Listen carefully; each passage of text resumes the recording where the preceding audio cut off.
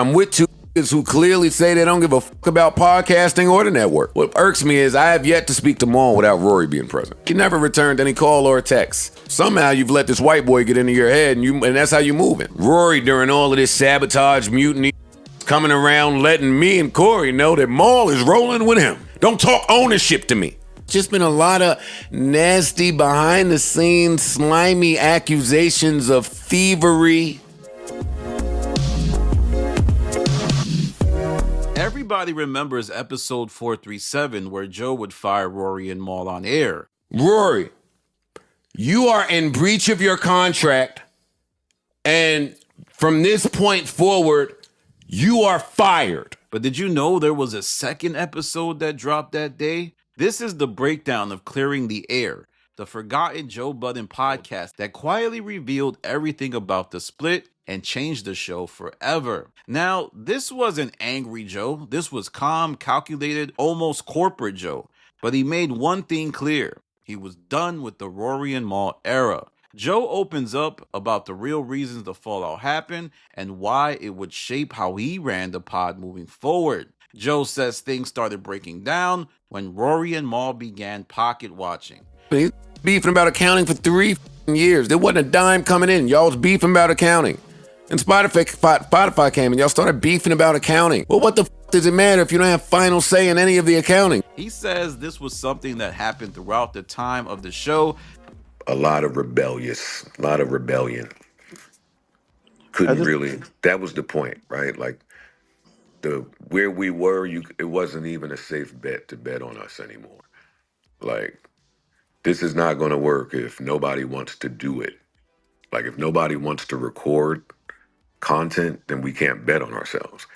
If nobody wants to promote, you think you spiting Joe Budden by not promoting the Patreon while Joe Budden is only betting on the people in the room. You cut your nose to spite your face. So the work just couldn't get done at that point, and everybody showed their ass at that point. Was that in the contract? What I mean, right, is I don't care about a contract. Ice missed the last podcast with a family emergency, right? He still posted the podcast. Like, it's not about what's in a contract. It's about with eyes looking at. But there was a 2-year period where blatantly said, I don't want a pod and don't care about podcasting. That happened. Like, there was a lot going on that you just like to leave out of the story. And because I'm mature and well-established, I just let it go. And the record is never corrected. But it really started to ramp up towards the back end of the Spotify deal as they noticed the network growing, with shows like See the Thing Is having perks. At our podcast, there's no trays. No. Keep it on the tray. Wait, Savon, get in front of the camera. Are you kidding me Look right at now? this. Look at what y'all get a tray. Even though their contract allowed them to see the numbers quarterly. And when I asked for accounting, I didn't think asking for what's in your contract is such a fucking crazy thing to ask somebody, your friend or not. And on top of that, I sit behind the accounting expense. Right. I'm not going to say the company's name because it's not important. Right. But they're not a cheap company to hire. Right. They're expensive. And whether they do Joe's personal life, not my business, do not care at all. Nor am I trying to get into Joe's personal life or personal business outside of the podcast. We just talking about the contract that we have. I sit behind that expense, and it's in my contract. If I ask the simple fucking question of, hey, let me see the accounting, because it's also supposed to be there quarterly by law. Joe hated that. Yes, it was a stipulation that they had agreed to, but the fact that they actually didn't trust him really grinded his gears. That resentment never left, and Joe swore he would never sign a deal like that with co-host again. I mean, he said it to Rory and Mal, but it also materialized in the subsequent deals that Ish, Ice, Flip, and others would sign. I mean, a lot of people often say, why do you look back at these old moments? But I think when you look back at the old moments from shows past, you can see why the current show is constructed the way it has been over the last few years. Another notable moment of this episode is Parks picks a side. In most situations like this, what you would do is take a percentage of everything that they do because you have facilitated a place for them. If you sign to another artist, Typically, what happens is that artist is going to take a piece of everything that you do. He was usually the neutral fan favorite, but this time he decided to firmly roll with Joe, and he hinted that Rory and Mal's actions were selfish and made jabs at their contract terms. It was the day Parks stopped playing the middle and would have huge ramifications between how Rory and Mal saw Parks, but also how the fans viewed him. Now, Joe also gets honest. He admits the music industry turned him cold. I speak from the position of being robbed, scammed, lied to, and misleaded by everyone in the music business. And that he begged Rory and Mal to stop questioning him, noting how he was the main draw of the show. And I'm loaning my name out, and now my name has contractual obligation to it to get things done so we can still have our freedom and our rights and be protected and make money and do what we're doing because we killing out here.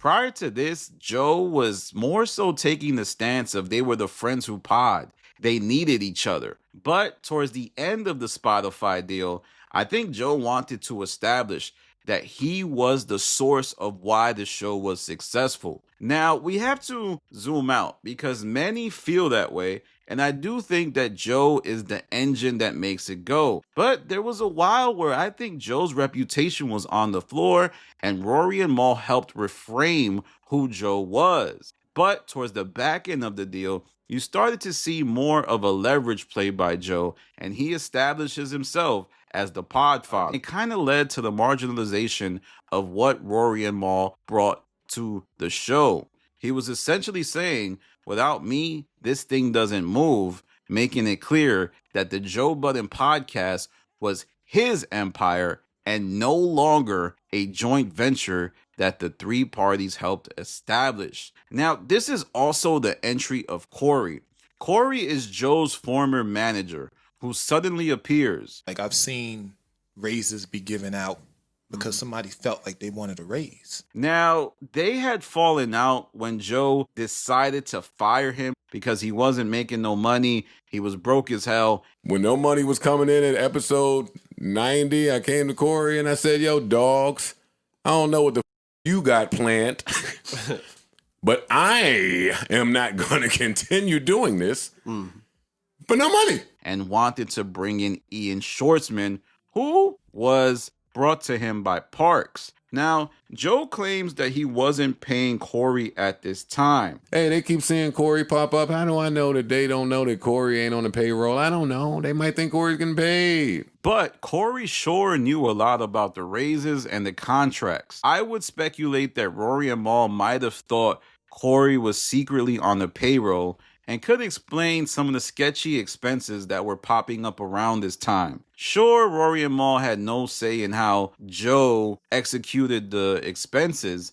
but if the expenses were being manipulated and people like Corey might have been getting paid, that surely would be something that could concern them. But like as expected, Corey backs Joe and says Mal aligned with Rory, turning their friendship into a business weapon that he could leverage. And Joe also claims Mal stopped speaking to him directly and called Ian instead for payment. Now, Joe paints this as a betrayal of the morals which Mal speaks of. You know, Mal was on previous shows saying that he doesn't care about money, but I would submit that it is just Mal claiming what he owed. Now, the aftermath of this was extensive. As Joe says, Mal lost his light when it came to his presence on the show and that Rory manipulated him. For those of you that don't know, Rory was painted by Joe as some interloping music business white man who ruined the fabric of a show that was established by a black-owned businessman. That's essentially what he said. He called Rory white ass. He had a lot of smoke for Rory. And it's funny to now see how Joe is manipulating that whole situation because all he does nowadays is talk about how Rory was great. He wants to bring Rory back. But at this moment, you saw that Joe wanted Mal back in the fold. He wanted Mal. He did not want anything to do with Rory. So this goes to illustrate that this has been a chess game that has been playing out for 4 years, which is why it's always important to look back at what was said back then and reconcile it with what was said now.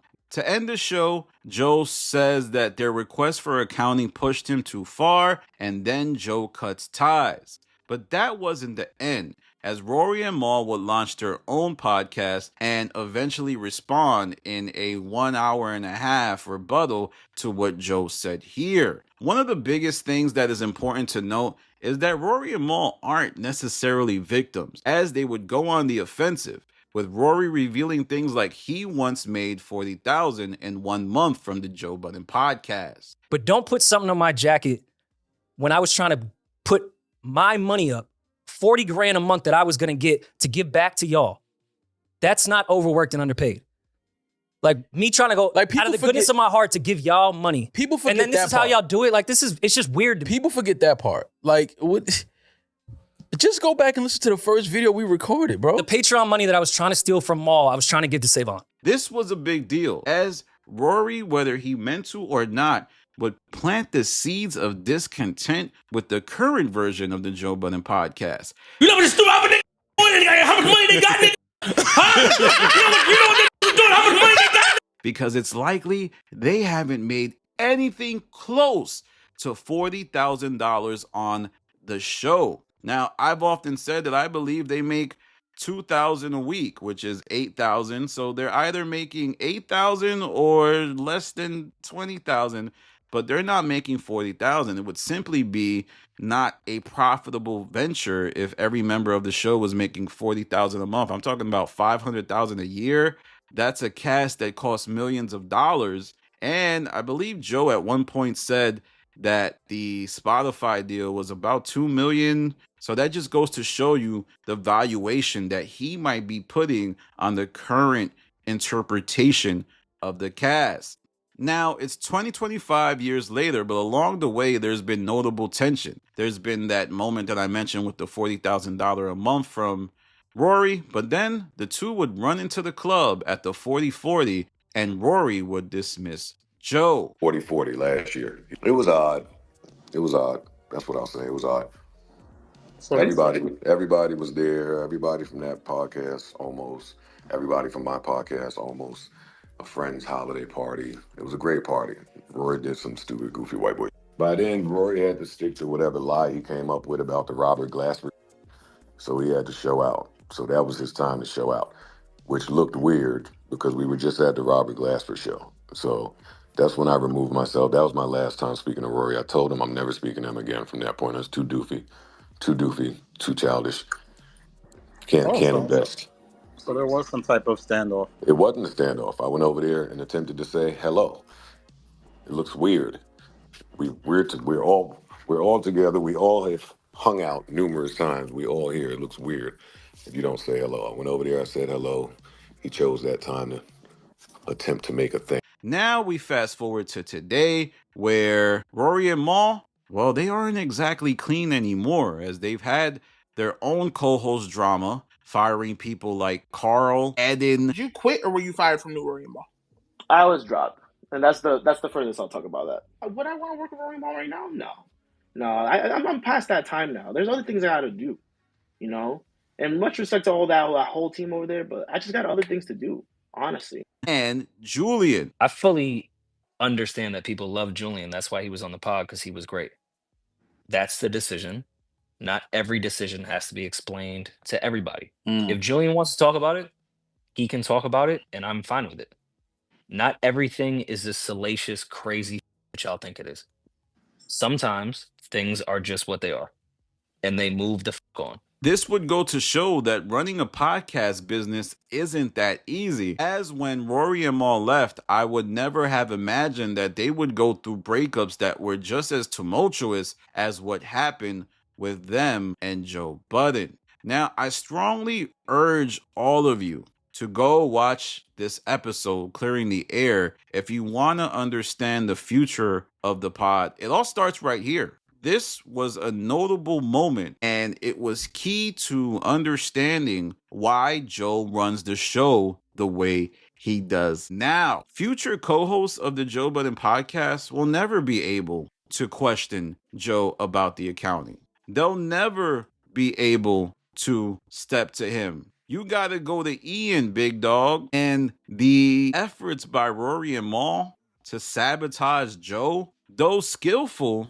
did work. I think Ish, Ice, Flip were shocked to see how much Rory and Mal were making, and they likely think that because they feel they record more than Rory and Mal. Hell, there was even an episode of the Joe Budden podcast where Imani had to defend Joe and say, listen, you guys weren't as instrumental in establishing the show, so there's no way that you can argue that you should be paid as much as Rory and Mal. But why you think you supposed to get 40 a month? You know, you wasn't that. But in the institution of here, you weren't here from the beginning, so they worked themselves up. Nah, it's not so what? You can't do that.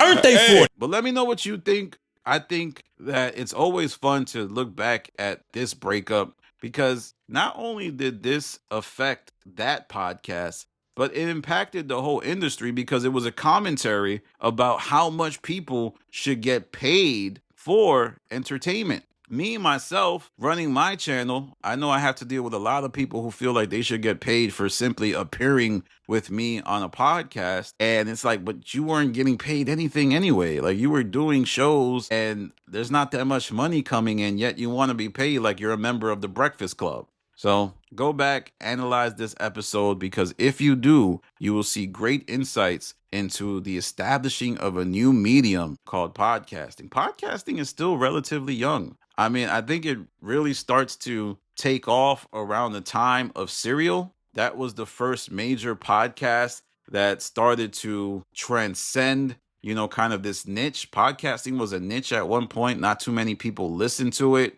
But after that, you know, more deals started coming in, and then Joe Rogan got his big deal, and that was the launch of the wild, wild west of podcasting.